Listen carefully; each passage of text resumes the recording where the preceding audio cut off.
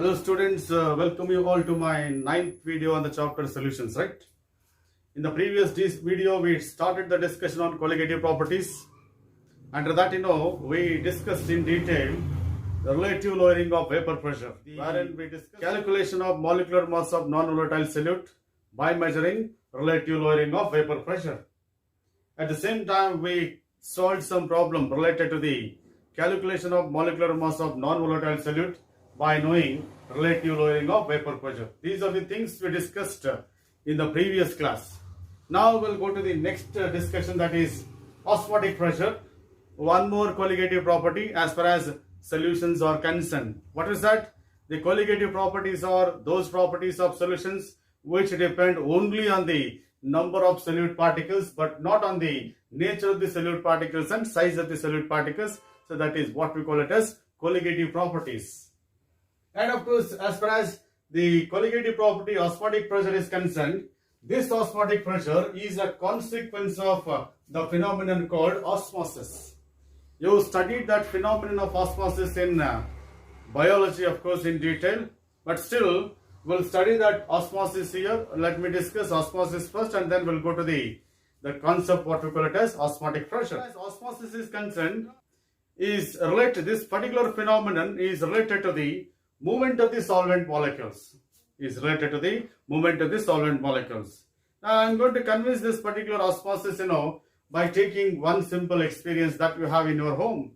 Just imagine if I place some dry seeds in water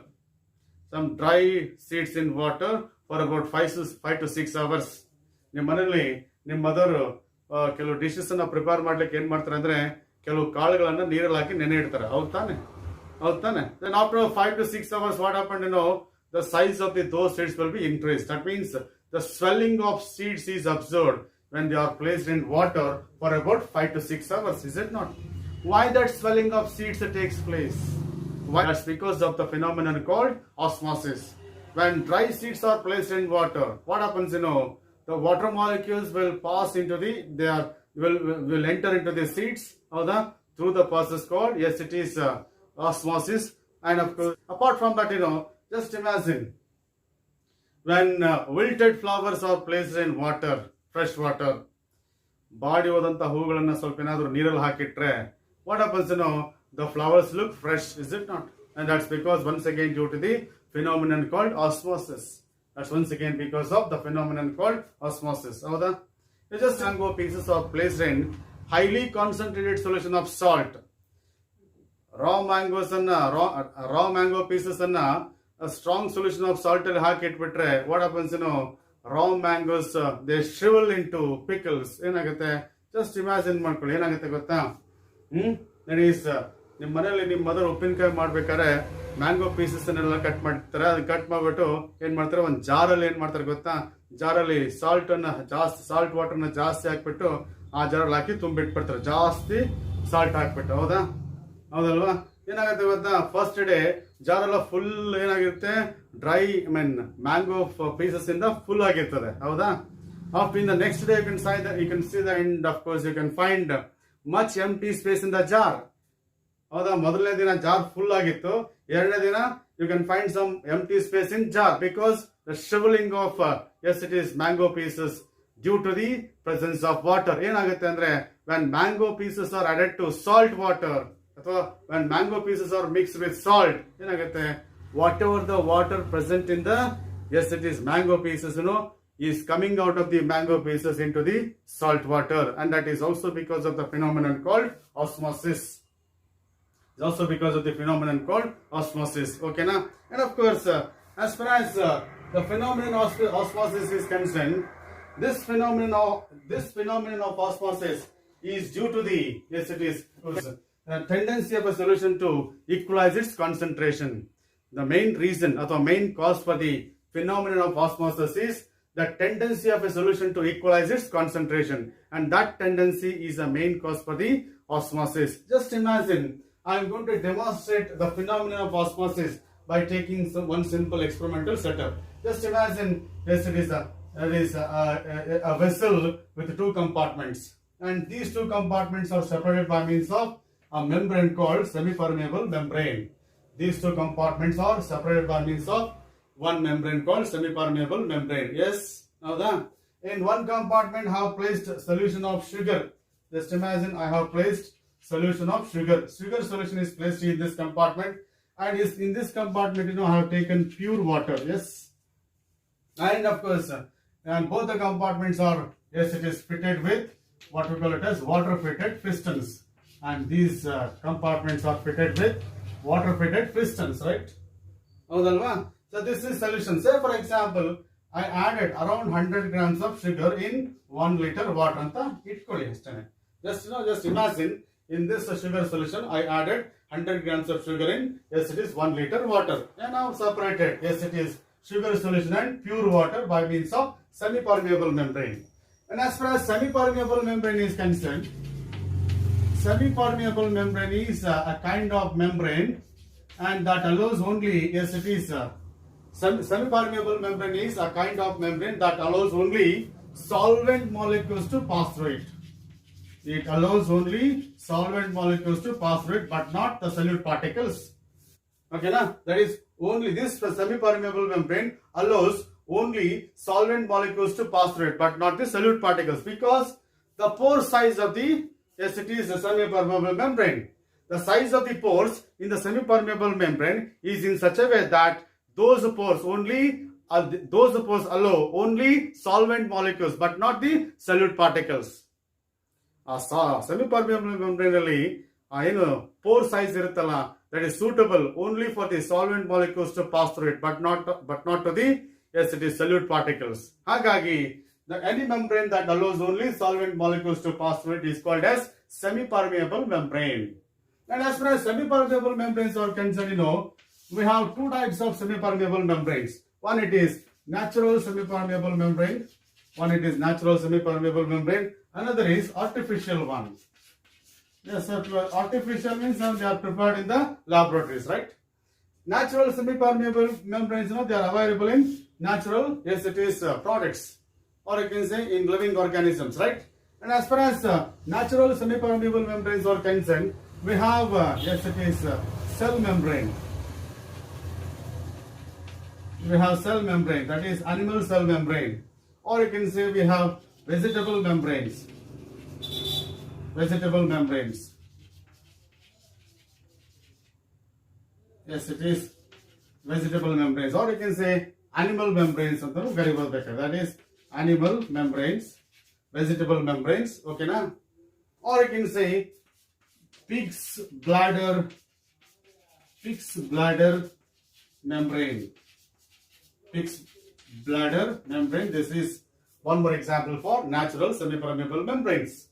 In the case of artificial semi-permeable membranes, these are the membranes prepared by using certain chemical substances. Okay, na? And then of course, if I take, that calcium phosphate, yes, it is calcium phosphate. If calcium phosphate is placed over one particular support, it will be acting like a semi-permeable membrane. Or you can say copper ferrocyanide over the particular support. That is copper ferrocyanide on one particular support. That is also artificial semi-permeable. Or you can say we have silicates of nickel, cobalt and iron. And these chemicals over a particular base, these chemical substances over a particular support, so they are acting like semi-permeable membranes, right? Apart from that, you take, that is cellulose acetate over a particular base or support. Yes, base or support antandre one example kodtini. Yenappa antandre ಒಂದು cloth ಇರುತ್ತೆ ಅಂತ ಇಟ್ಕೊಳ್ಳಿ. S, ಓಕೆನಾ, ಒಂದು fine cloth ಇರುತ್ತೆ ಅಂತ ಇಟ್ಕೊಳ್ಳಿ. That ಅಥವಾ ಫೈನ್ paper ಇರುತ್ತೆ ಅಂತ ಇಟ್ಕೊಳ್ಳಿ, right? That paper or cloth will be soaked in solution of these substances: calcium phosphate, copper ferrocyanide, silicates of nickel, and dried it over. Then what happens? You are going to get semi-permeable membrane. That's the meaning. These chemical substances on the particular support or base, that is what we call it as artificial semi-permeable membranes.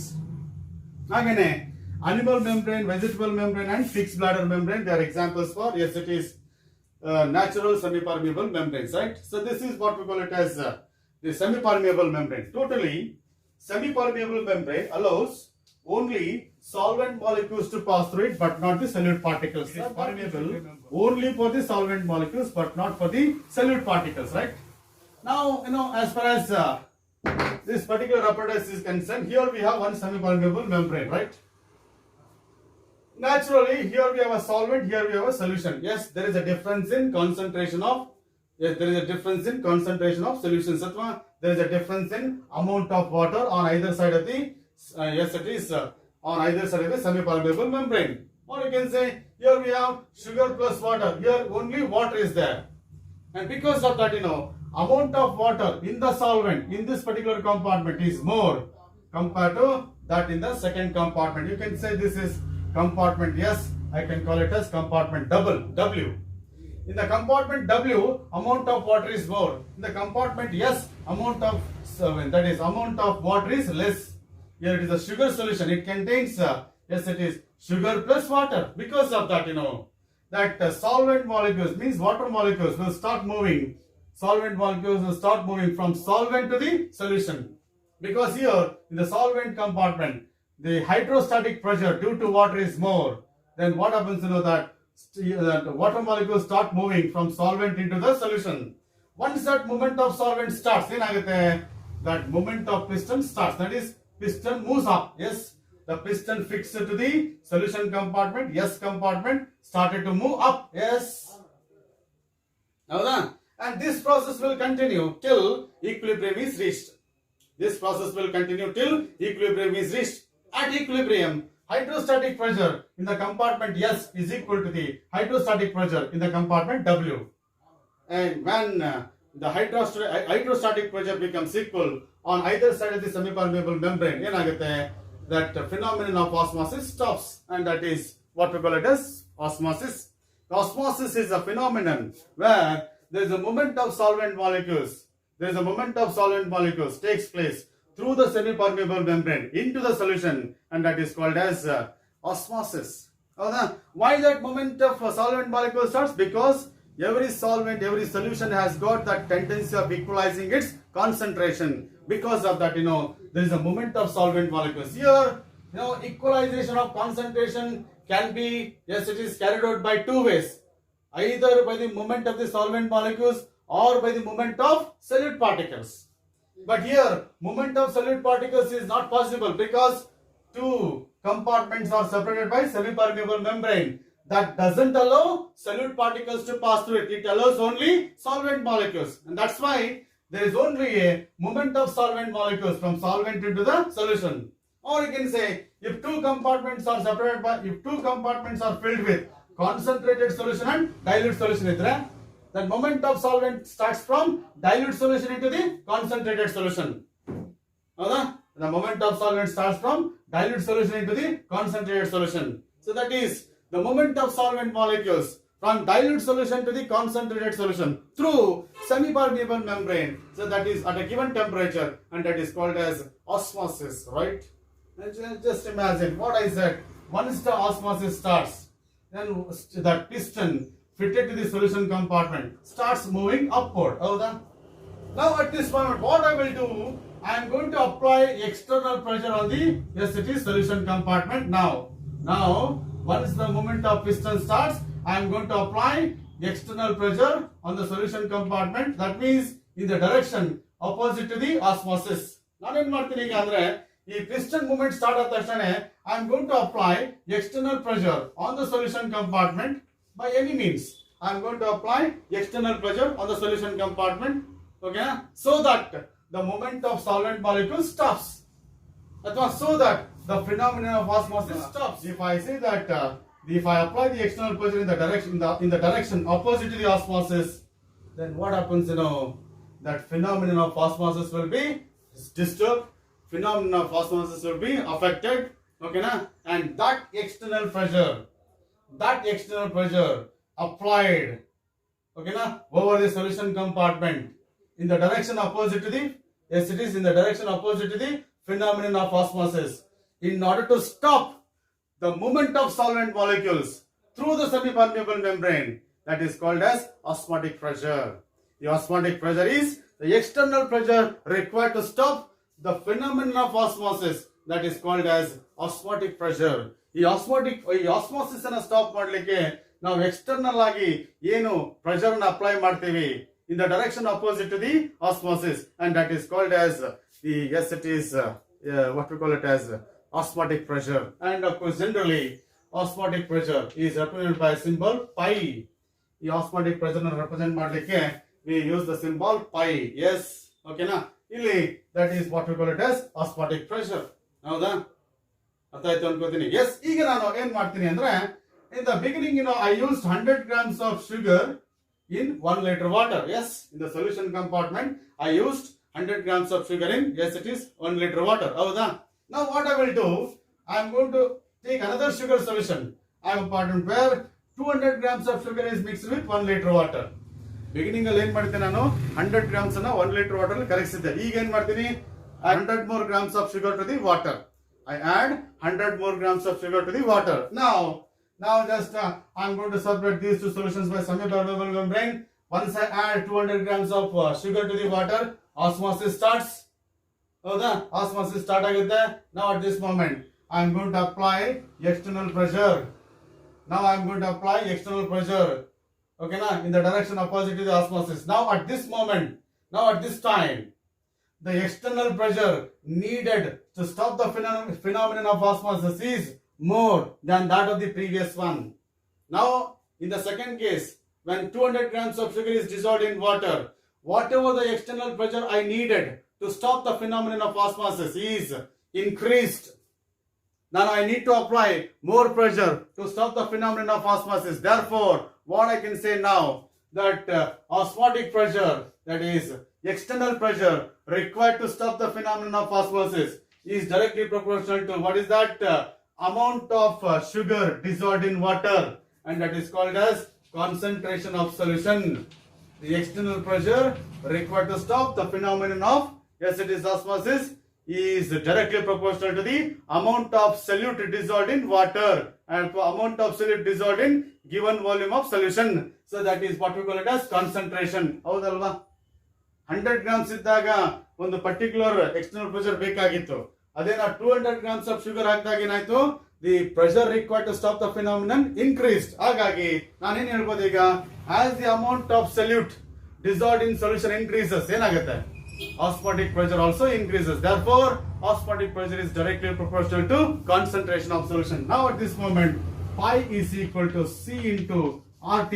So this is what we call it as mathematical expression for, yes, it is osmotic pressure of solution.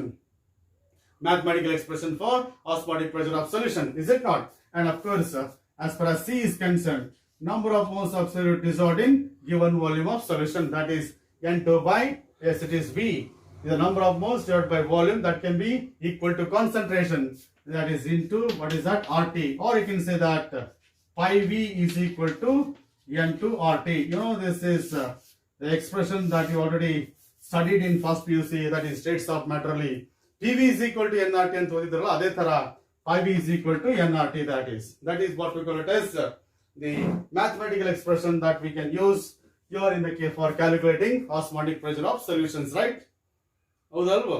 S, that is ಯಾಕೆ ಈ ರೀತಿ ಬರೀತಿದೀವಿ ಅಂತಂದ್ರೆ, the osmotic pressure of solution ಅಂದ್ರೆ external pressure required to stop the phenomenon of osmosis is directly proportional to the concentration of solution. Therefore, pi is equal to CRT, and C can be replaced by number of moles divided by volume, that is concentration of solution, and therefore you got this. I said any colligative property method for that matter, colligative properties of dilute solutions can be used for determining molecular mass of solute, and therefore I can make use of this, yes, it is the osmotic pressure. I can make use of this osmotic pressure in order to determine molecular mass of solute. And look here, pi V is equal to, yes, that is N2 into RT there, right? And N2 can be replaced by mass of solute divided by molecular mass of solute, is it not? N2 can be replaced by mass of solute divided by molecular mass of solute. Therefore, molecular mass of solute is equal to W2 into RT divided by, yes, it is pi into V. So this is what we call it as the mathematical expression for calculating molecular mass absolute. Once again I proved here molecular mass absolute is inversely proportional to, yes, it is pi, that is colligative property. The mathematical expression prakara, if all the parameters are constant, enagutte, the molecular mass absolute is inversely proportional to osmotic pressure. Just remember, I proved in the last class, molecular mass absolute is inversely proportional to relative lowering of vapor pressure. Hauda? Hagene, molecular mass absolute is inversely proportional to osmotic pressure. Totally, the molecular mass absolute is inversely proportional to colligative property value. So this is what we call it as determination of molecular mass absolute by making use of, yes, it is osmotic pressure. And of course, as far as the R value is concerned, you should be very careful here, right? You generally, you know this 8.314 joules per Kelvin per mole. This is SI unit of R. That is in value of R in SI units. So that's equal to 0.0821 liter atmosphere per Kelvin per mole. This is, you know already these things you studied in first PUC, right? 0.0821 liter atmosphere per Kelvin per mole. Athava 0.08083, yes, it is liter bar per Kelvin per mole. Yes, these are the different units of R. I mean, this is value of R in different units, right? These are the values of R in different units because, you know, and depending upon the units that you express, you know, and you need to use different R values for calculating molecular mass absolute. Adakoskara ನಾನು ಹೀಗೆ ಹೇಳ್ತಾ ಇದ್ದೀನಿ, right? So this is what we call it as determination of molecular mass absolute. Yes, it is by making use of osmotic pressure of yes.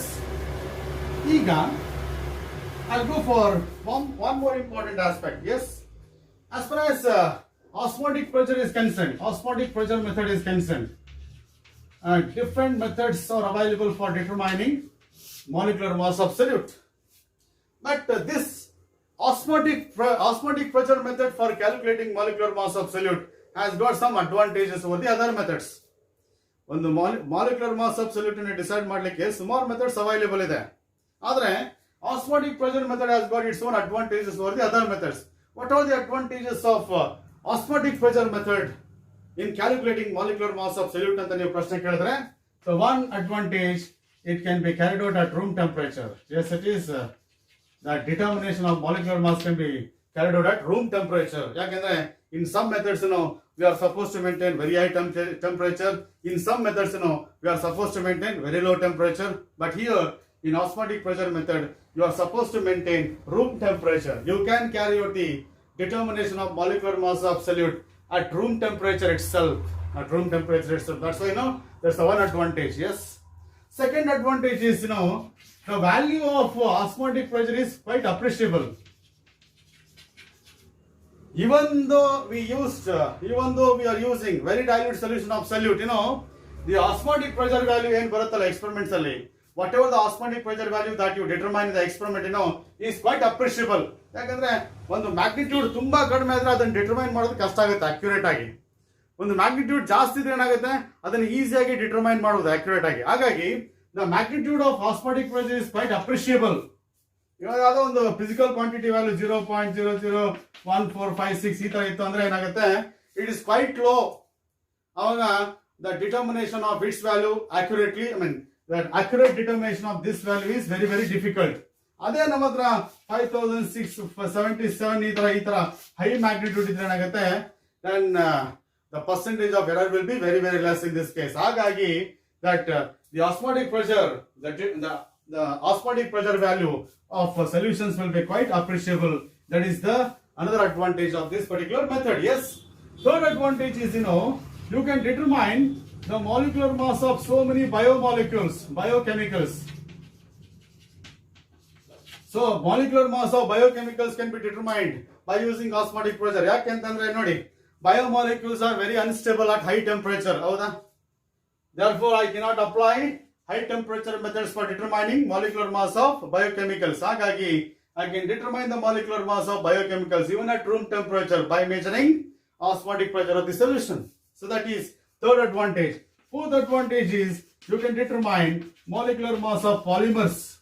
You can determine the molecular mass of polymers by making use of, yes, it is osmotic pressure method. And remember, polymers are least soluble in water, athwa least soluble. They are least soluble in solvents. Their solubility in the solvents is very, very less. However, even by taking very dilute solutions of polymers, you can determine, yes, it is molecular mass of polymers. That is one more advantage of, yes, it is the osmotic pressure method for calculating molecular mass of solids. And because of these advantages, that this osmotic pressure method is suggested for determining molecular mass of polymers and biomolecules, and of course especially non-volatile solids. Molecular mass of proteins, molecular mass of carbohydrates, molecular mass of polymers can be determined by measuring osmotic pressure method. Yes, so this is what we call it as advantages of osmotic pressure method for determining molecular mass of solutes, right? Now at this moment, I'll come back to the one more important discussion, that is reverse osmosis. I'll go for reverse osmosis. And this is one more important aspect under this particular aspect. I know this. I already said, yes, when yes, it is solution and solvents are separated by means of semi-permeable membrane. When solution and solvents are separated by means of there is a spontaneous flow of water molecules from solvent into the solution. There is a spontaneous, other word very important agata. A spontaneous flow of solvent molecules through semi-permeable membrane from solvent to the solution, or from dilute solution to the concentrated solution, is called as osmosis, because that osmosis is spontaneous, and that happens on its own. And there is a spontaneous movement of water molecules from solvent to the solution. Now, if I apply external pressure, right? If I apply external pressure, okay, na? If that external pressure, if I apply the external pressure to stop the phenomenon of osmosis, that external pressure is called as osmotic pressure, right? ನೀವು external ಆಗಿ ಏನಾದರೂ ಒಂದು pressure ಅನ್ನು apply ಮಾಡಿದ್ರೆ, ಆ external pressure ಏನಾದರೂ ಆ osmosis ಅನ್ನು ಸ್ಟಾಪ್ ಮಾಡಿದ್ರೆ, that external pressure value is called as osmotic pressure. ಹೌದಾ? Now, even after that osmosis has stopped, osmosis stop ಆಗಿದೆ ಈಗ. Then even then, if you continue that applying external pressure, now you continue that external pressure. That means if the external pressure applied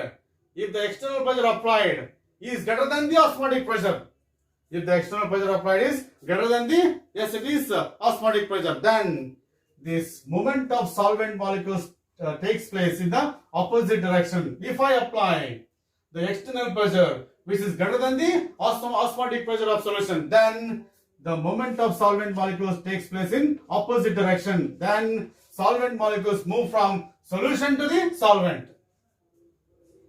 The solvent molecules move from solution to the solvent, and that is through semi-permeable membrane. And that particular phenomenon is called as reverse osmosis. Okay, na?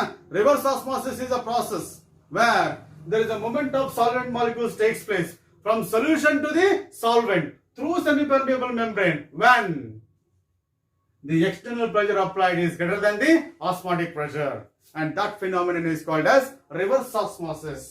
ಈಗ ಯೋಚನೆ ಮಾಡಿ, ಈಗ solvent molecules solution ಇಂದ solvent ಹೋಗ್ತಾ ಇದೆ, and because of that, this particular reverse osmosis is used for desalination of yes, it is seawater. Andre desalination of seawater andre, and that is removal of salt from the water. Okay, na? That seawater is completely that is characterized by a large amount of dissolved salts. Howda? Because of that, in order to remove that salt from the seawater, I can make use of this reverse osmosis process. Many countries are following this particular method for preparing pure water, and of course starting from seawater. And that process of removal of dissolved salts from seawater, that is called as desalination of seawater. Just imagine, this is seawater. Yes, ಈ compartment ಅಲ್ಲಿ C water ತಗೊಂಡಿದ್ದೀನಿ, ಈ compartment ಅಲ್ಲಿ pure water ತಗೊಂಡಿದ್ದೀನಿ ಅಂತ ಇಟ್ಕೊಳ್ಳಿ. S, ಓಕೆನಾ? S. Now I am going to use some special semi-permeable membrane, that is cellulose acetate, because all types of semi-permeable membranes cannot be used. Because I'm applying external pressure with high pressure on the solution compartment, and that semi-permeable membrane has to withstand that high pressure. Because of that, we use cellulose acetate here. When the external pressure applied is greater than the osmotic pressure of solution, then there is a movement of solvent molecules from solution to the solvent, that is reverse osmosis. ಈಗ C water ಮೇಲೆ external pressure apply ಮಾಡಿದ್ರೆ ಅಂತ ಇಟ್ಕೊಳ್ಳಿ, ಆಗೇನಾಗುತ್ತೆ, C water ಇಂದ water molecules ಮಾತ್ರ pure water ಕಡೆ ಬರುತ್ತೆ. And finally you left with what here in the solution compartment? You left with what? Salts. ಕೊನೆಗೆ ಏನು ಉಳಿತದೆ ಇಲ್ಲಿ? Salts ಮಾತ್ರ ಉಳಿತದೆ. And all the pure water will cross the semi-permeable membrane and enter into the pure water, and that will be collected from the tap. Yes, that will be collected from the tap. Yes, ಹೌದಲ್ವಾ? Tap ಇಂದ ನೀವು pure water collect ಮಾಡ್ತಾ ಹೋಗಿ, ಇಲ್ಲಿ external pressure apply ಮಾಡಿ, water molecules ಏನ್ ಮಾಡುತ್ತೆ, semi permeable ನ ಕ್ರಾಸ್ ಮಾಡುತ್ತೆ, ಸಾಲ್ವೆಂಟ್ ಕಂಪಾರ್ಟ್ಮೆಂಟ್ ಬರುತ್ತೆ, ಇಲ್ಲಿ ಕಲೆಕ್ಟ್ ಮಾಡ್ತಾ ಹೋಗಿ. So totally this water is free from salt there, is it not? Because salt particles cannot pass through the semi-permeable membrane. That semi-permeable membrane doesn't allow salt particles to pass through it. Because of that, the water will be free from salt. ಹೌದಾ? ಇಲ್ಲಿ ಇರ್ತಕ್ಕಂಥ water ಮಾತ್ರ solvent compartment ಬರುತ್ತೆ, salts ಇಲ್ಲ ಉಳ್ಕೊಳ್ಳುತ್ತೆ. So this is what we call it as desalination of sea water. That reverse osmosis is a process where there is a movement of solvent molecules takes place from solution to the solvent through semi-permeable membrane when the external pressure applied is greater than osmotic pressure of solution, and that phenomenon is called as reverse osmosis. Okay na? Example keltare, define reverse osmosis, mention on application of it anteli. That is desalination of sea water is a application of reverse osmosis, and meaning of reverse osmosis barbitre, so you will get 2 marks. So this is what we call it as reverse osmosis. Okay na? Yes, right. Now at this moment, under osmosis, I'll go for one important aspect, that is isotonic solutions anta bartade. That is isotonic solutions, hypotonic solutions and hypertonic solutions anta bartade. That is isotonic solutions. This is isotonic solutions. Again, we have hypotonic solutions. So we have hypertonic solutions. Hypertonic solutions. This is another classification of solutions based on the osmotic pressure values. And this classification is based on the fact when the osmotic pressure of a solution is compared with one reference solution. If the osmotic pressure of solution is compared to the one reference solution, with respect to that reference solution, the solution will be either isotonic or hypotonic or hypertonic. Just imagine solution A anta itkolli. Its osmotic pressure pi A is less than osmotic pressure of reference solution. The osmotic pressure of solution A is less than the osmotic pressure of reference solution. Then it is called as hypotonic solution anta karitare. So that is the solution A is hypotonic to reference. If the osmotic pressure of solution B, that is pi B, is greater than the reference osmotic pressure of reference, then it is that is hypertonic to reference anta artha. Then the solution B is hypertonic to reference. If osmotic pressure of C is equal to osmotic pressure of reference, then these two solutions are said to be isotonic solutions. These two solutions are said to be isotonic solutions. When two solutions are isotonic, that means the molar concentrations of solutions will be same. Both the solutions will be characterized by same number of solute particles, is it not? Because osmotic pressure is a colligative property. Colligative property depends on number of solute particles. If two solutions have got same osmotic pressure, means what? The two solutions are characterized by same concentration of solute particles. So this is what we call it as isotonic solutions. Isotonic solutions are the solutions, okay na? Solutions having same osmotic pressure values. If two solutions have got same osmotic pressure values, and those two solutions are called as isotonic solutions. If the osmotic pressure of a given solution is less than the osmotic pressure of the reference solution, then it is said to be hypotonic.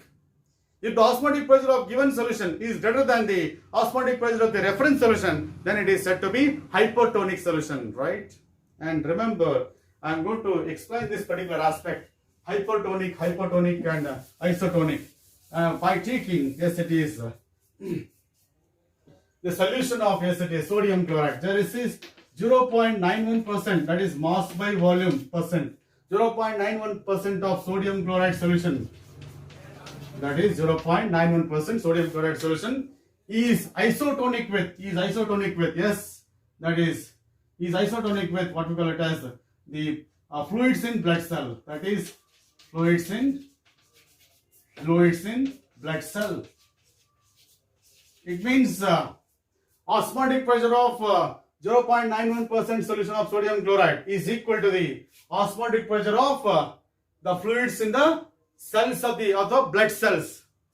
The osmotic pressure of 0.91% sodium chloride solution is equal to the osmotic pressure of fluids in blood cells. And therefore, this solution, and of course normal saline solution we call it as,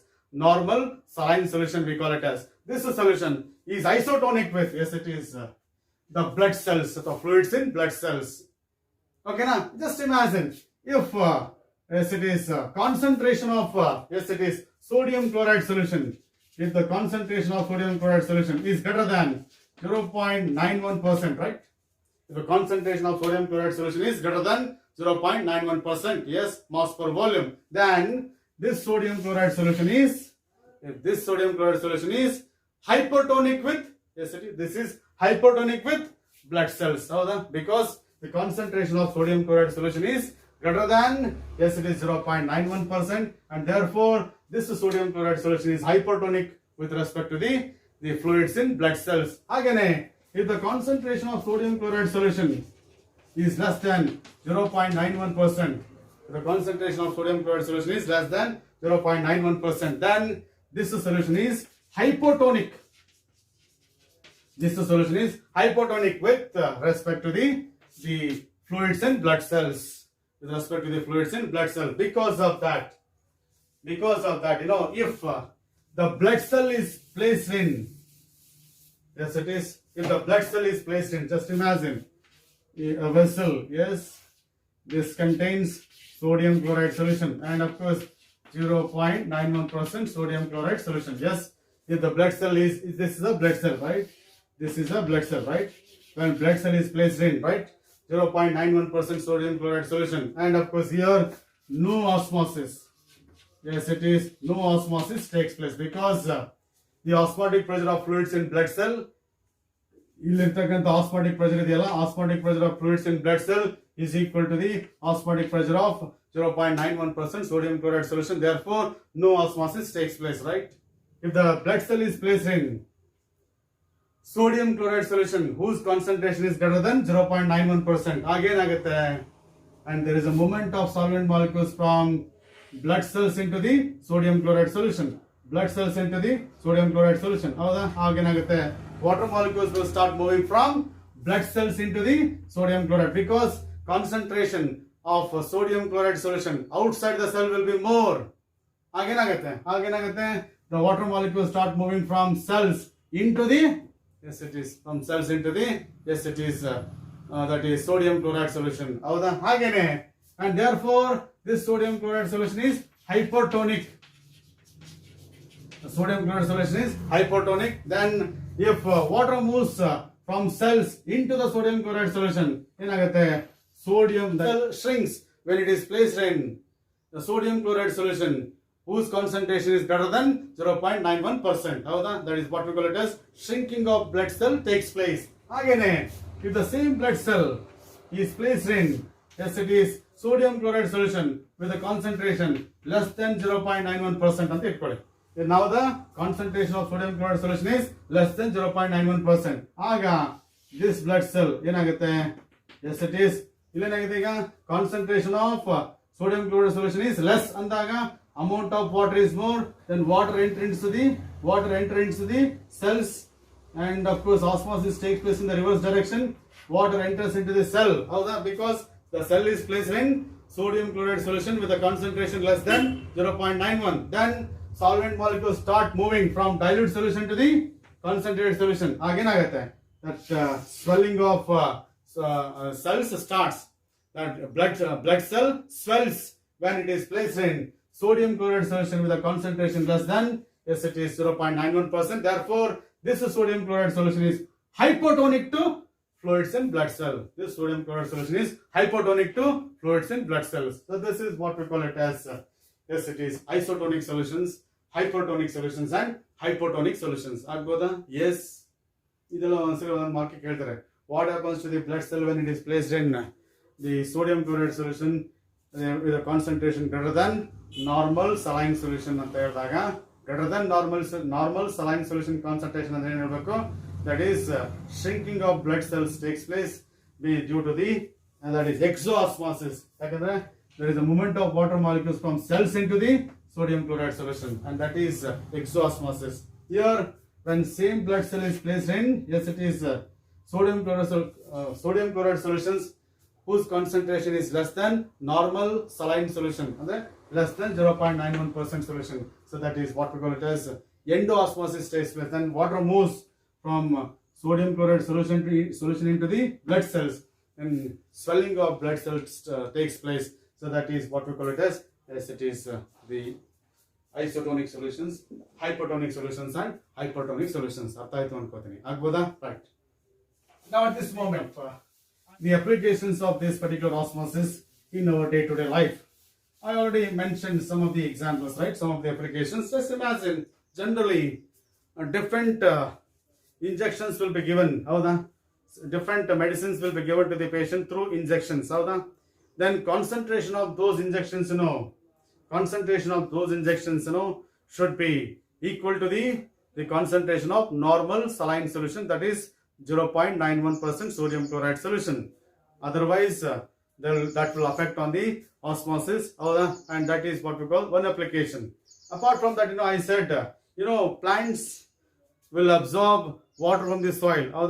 The roots of the plants will absorb water from the, yes, it is soil, and of course, and these there is an upward movement of water molecules takes place. The water reaches, that is upper part of the plants also. That's because of the phenomenon called as, that is osmosis. The absorption of water from the soil by the plants is also because of what we call it as osmosis.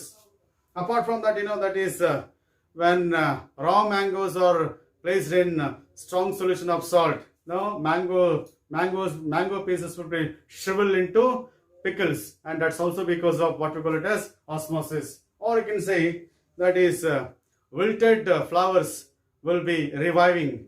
Wilted flowers revive when they are placed in what we call it as fresh water. Limpid carrots will become firm when they are placed in fresh water, and that is what we call it as carrots sukkagirutte and ಸ್ವಲ್ಪ ನೀರಲ್ಲಿ ಇಟ್ಬಿಟ್ಟು ಏನಾಗುತ್ತೆ fresh appearance ಬರುತ್ತೆ. That is what we call it as, that is limpid carrots will become firm when they are placed in fresh water. Yes, that's also because of the phenomenon called osmosis. Okay now? Yes. And apart from that, that the preservation of meat and fruits is on the basis of the phenomenon called osmosis. Yakandre, when meat is placed in salt solution, ಅಥವಾ when meat is mixed with salt solution, strong solution of salt, ಆಗೇನಾಗುತ್ತೆ, whatever the water present in the meat comes out of the meat. If water is there in the meat, ಏನಾಗುತ್ತೆ ಗೊತ್ತಾ, that water in the meat will favor the growth of the microorganisms and bacteria. If meat is placed in salt water, ಏನಾಗುತ್ತೆ, the water comes out of the meat by the process called osmosis. Then the amount of water in the meat decreases, and that will not favor the growth of bacteria. So because of that, the preservation of meat will be on the basis of osmosis only. So many fruits will be preserved by placing them in sugar.